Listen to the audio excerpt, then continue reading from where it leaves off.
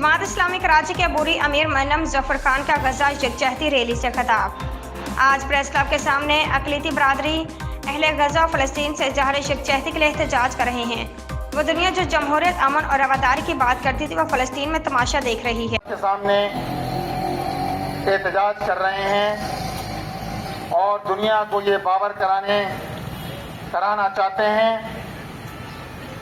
कि वो दुनिया जो अमन की बात करती थी, वो दुनिया जो जमहूरियत की बात करती थी, वो दुनिया जो रवादारी की बात करती थी, आज ये जमहूरियत, ये अमन, ये रवादारी और ये ट्रांसपेरेंसी जो महज़्ज़ब दुनिया कहलाती थी, आज वो तमाशा देख रही है फ़लस्तीन में, और फ़लस्तीन में रक़्स इब्लीस जारी है।